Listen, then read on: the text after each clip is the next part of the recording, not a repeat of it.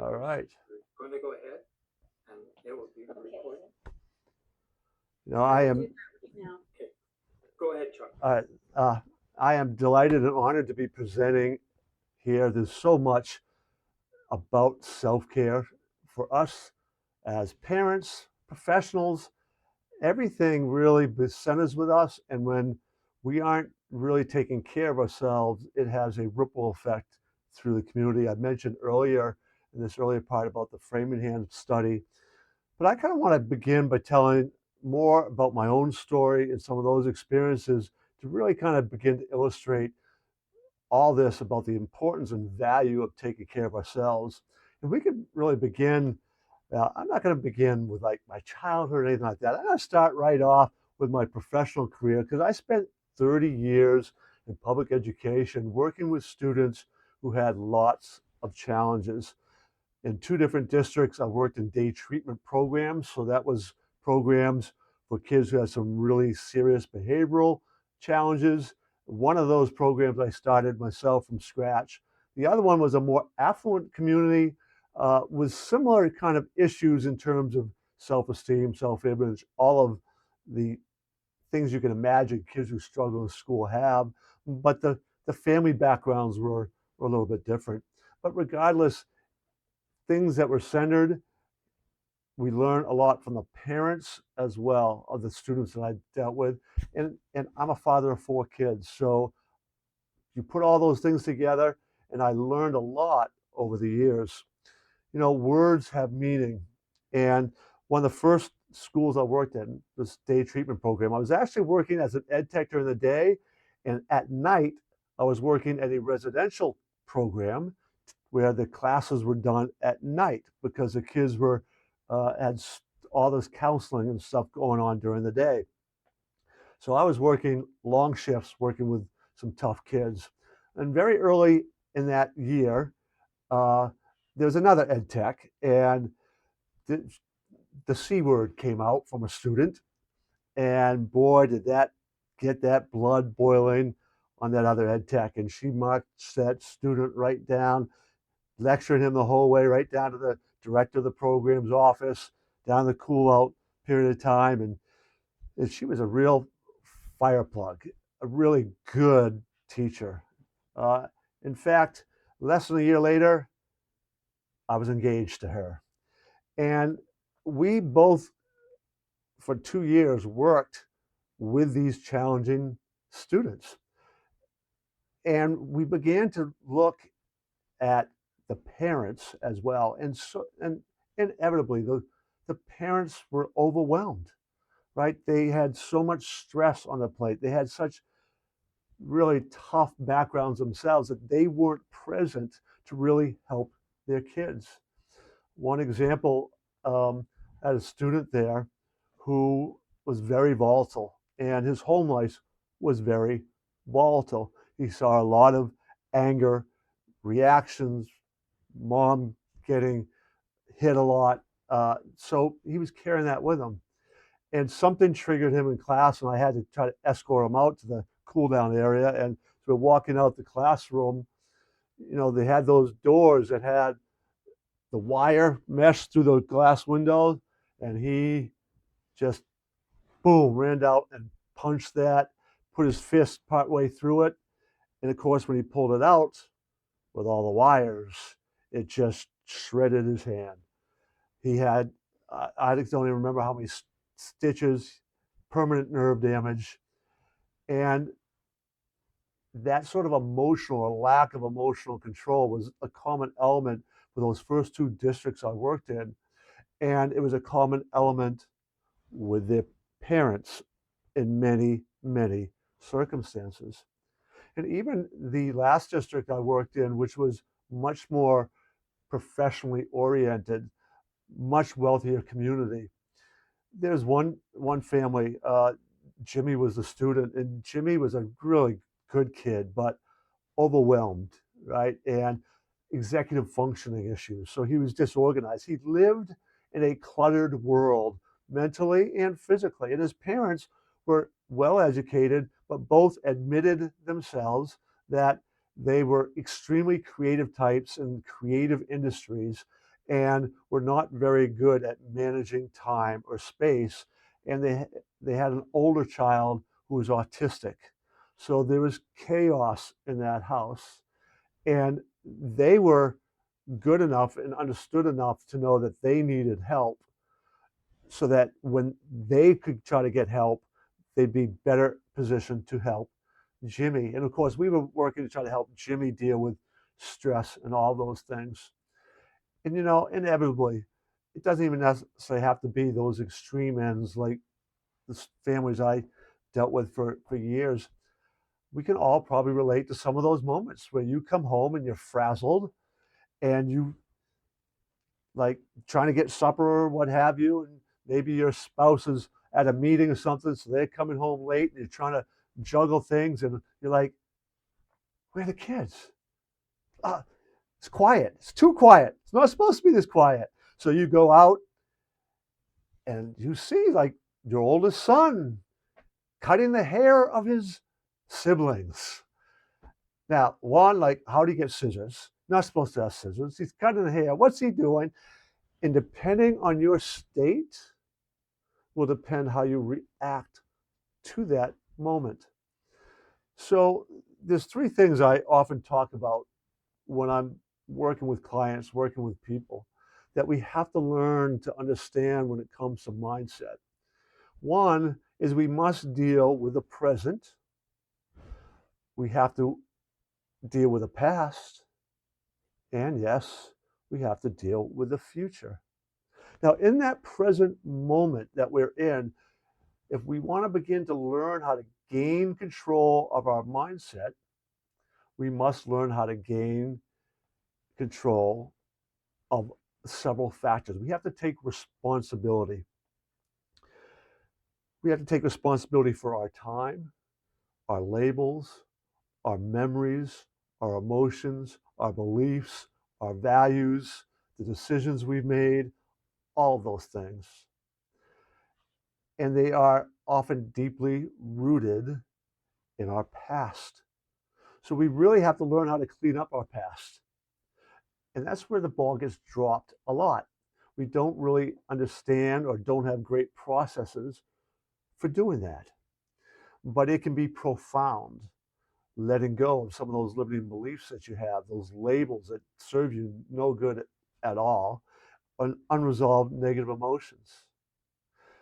Then we're much better able to begin applying heat to our life. That's a term I've coined, and that means habit, emotion, attitude training. We have to begin to create good habits. We all have habits. We guarantee you have a morning and an evening ritual or habit. I'll call it habits because they probably aren't rituals. Well, if we want to create these good habits around being able to manage those beliefs and those values and those labels that we give ourselves and our emotions, then we really need an accountability team. Most of us have set New Year's resolutions. The vast majority, we never follow through with them. You really need accountability partners. This is why I want to work with families together, even small businesses, teams, groups of people, because when you all working towards the same goal, much more likely to have long-lasting impact. And then we have to take those habits and turn them into rituals. Purpose, having little symbolic meanings applied to them. Maybe it's what you wear. Maybe it's lighting a candle, listening to certain music, putting some incense in and smell, something that makes it unique and powerful. That is more likely to make it last. You see, I learned early on that I need to have these. And for a while, my wife and I both were kind of developing these. I became a little more adamant about it. But exercise was part of our routine. We had our date nights. We did things together to help deal with the stress. But sometimes that stress can begin to overload our circuits, and this is why really getting those established, and sometimes it can be hard to see just how much stress somebody else is taking on. In 2018, a lot of you know that political climate. Well, my wife and I were both teachers, and her district was going through some really difficult times. Administrators were leaving, teachers were leaving, good teachers, good administrators. Parents were angry, school board, it was a train wreck. And this was her district. And I don't just mean she taught there for a long time. She went to school there. She grew up in that district. This was her second family. This had been her dream. She had always wanted to be a teacher at that high school, and she was. So when all these things were going on, she was really wearing it on the inside. And some of those habits weren't strong enough, they weren't formally well enough developed, and they started falling by the wayside. Well, COVID came along, compounded things. Finally, in 2022, she went to the doctor, April. And about 2 months later, we finally got the last test, and the last thing came in, cancer. All right. Well, we know we're in for a fight now. I did mind work stuff that I do with some clients and all with her, and you could just see her letting go of the stress. And I felt almost guilty at a point for not realizing how much she had been keeping inside of herself. Well, obviously, we know cancer, right? We're in for a fight. So letting go of that, that's the step in the right direction, because now she's going to have surgery and then chemotherapy, and her body will be in a much better position to respond. So we go in middle of July and stay overnight because she's going to have blood tests, surgeries the next morning. Doctor comes in, the surgeon the next morning says that um, they can't do surgery. Your body's really not going to be able to handle this. We want to fill you in on the details. Your oncologist is going to be over in about an hour, and we'll kind of go over things. Okay, fantastic. An hour later, we have our meeting, and they say if we put you under the knife now, your body just is not going to respond well. In fact, your cancer is really aggressive, and you should think about hospice.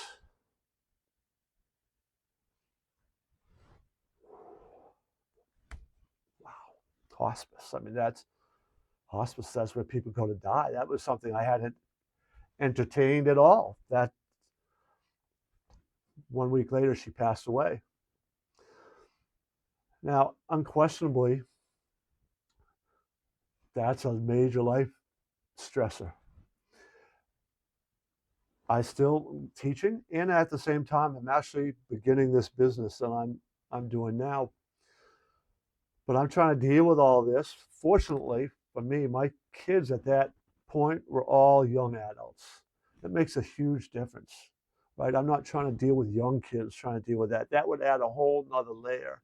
But what I can tell you is that what I relied on so much was those habits around self-care that I had taken care of, right?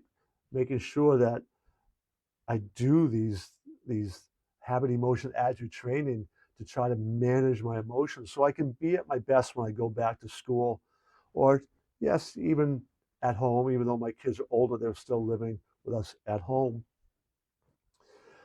Come December, one of my former students, within a 2 week period of time, lost her brother to a drug overdose, the grandmother who raised her just before Christmas time. Her family had a dark history of drug and alcohol abuse and depression. And she's got a fantastic story to share. Um, she had been able to avoid that. She even graduated high school a year early, the first one in a long line of family who graduated high school. She did it a year early. Well, she's going into a dark place that worried myself and the co-teacher I worked with. We worked with her, but she said something that really was like, wow. She said the foundation we laid with her in middle school, and we were like an extra set of parents to her, is what got her through this. Whoa, wow. All right.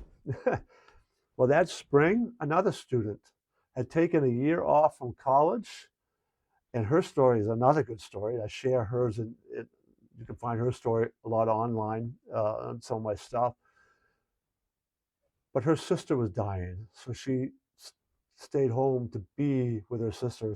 Sister passed away that spring. And again, having conversations with her, she also said that that foundation we laid with her in middle school is what she fell back on to help her get through that hard time.